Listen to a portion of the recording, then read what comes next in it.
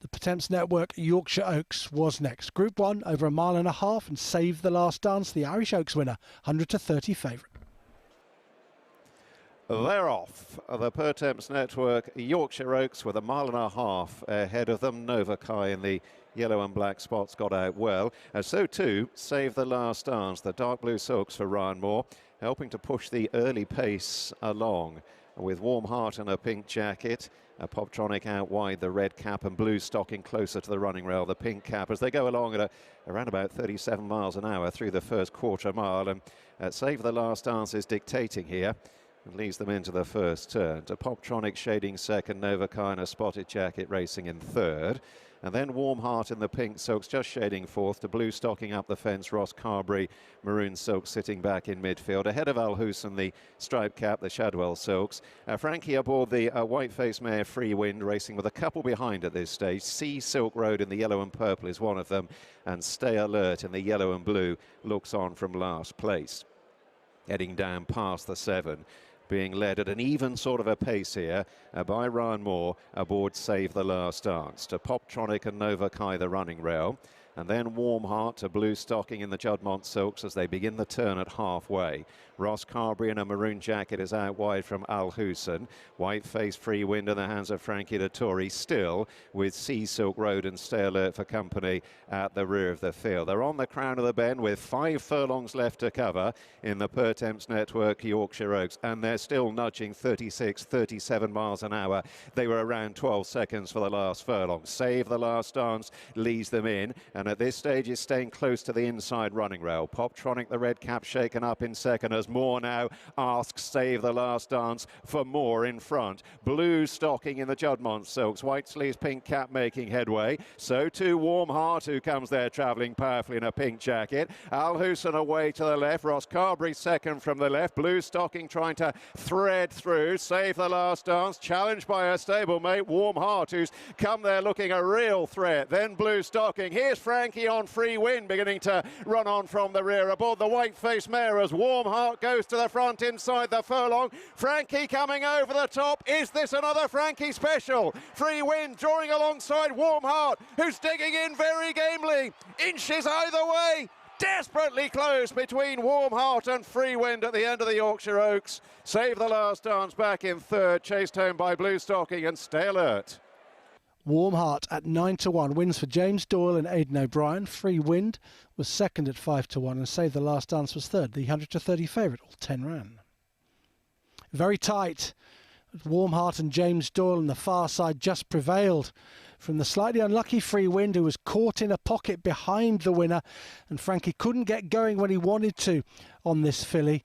And eventually she got out and she ran on very strongly, but when she got to Warm Heart seemed to find just a little bit more and just hold on in the closing stages. Save the Last Dance, a strong stayer. She galloped on into third place. A 1-2-3 for Sire, Galileo.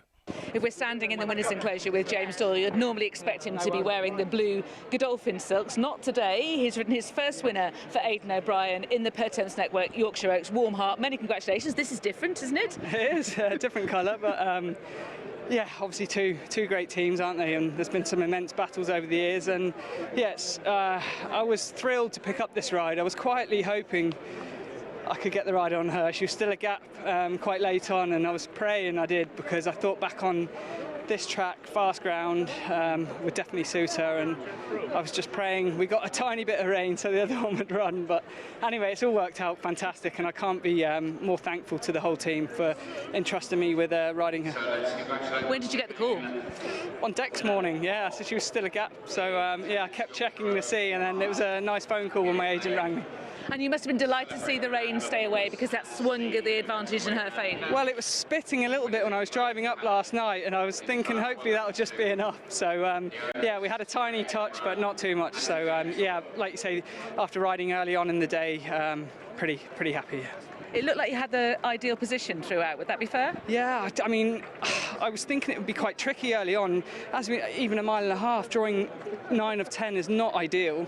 You still have to do a bit of work, but it just worked out perfectly. Suddenly I was one off the rail after a furlong, and able to really bring her back and relax, because I did have to ask her to jump quite sharp, and I was worried she might do a little bit much early, but she came back to me really nicely, and I was able to just save all the way around. There was a little moment, I don't know whether it was blue stocking was coming up to look for a bit of room, so I just had to wake her up a little bit just to hold that one in, and then she really came alive for me then. And before the race, Aidan said, look, if you can try and be the last one to challenge inside the furlong pole. And as you saw, she took me down through the 2, nothing could take me, and I was just praying for that furlong pole to come, but I had to go a little bit earlier just to really focus her up.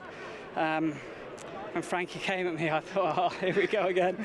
But she was very brave. As we know, it's a quality that Aidan O'Brien really trains in these horses. They're very tough. You know, when you get in the guts of a battle, you'd like to be on them, yeah.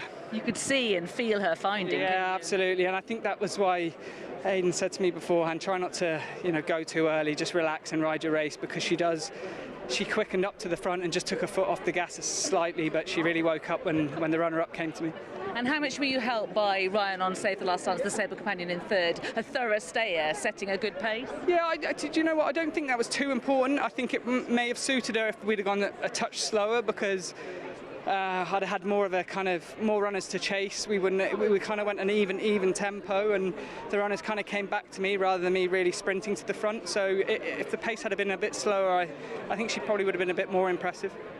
And how does she compare with your previous winner of the race, Sea of Class? We all know what she went on to do and how good she was. How good do you think this filly is when she gets her conditions? Yeah, obviously with future races, obviously from riding Sea of Class, we obviously went onto the Arc and races like that in biblical ground, and I'm not sure that's quite her bag. She has won on it, but she's got a beautiful action. She really strokes the ground, so look, they're great race planners. They know what they're doing, so I won't interfere with that. But like I said, it means a lot to me to, I grew up watching the titanic battles between, Fantastic Light and those great horses, Irish Champion Stakes, really great races to watch, and it really means a lot. I've ridden for Aidan for a few years now, and not quite got the results I kind of hoped. You always, when you ride one of his, you always know you've got a squeak. We've seen plenty of them win over the years, and yeah, it's really nice. I hit the crossbar over in Australia on one a few years ago, so it's nice to really, it means a lot.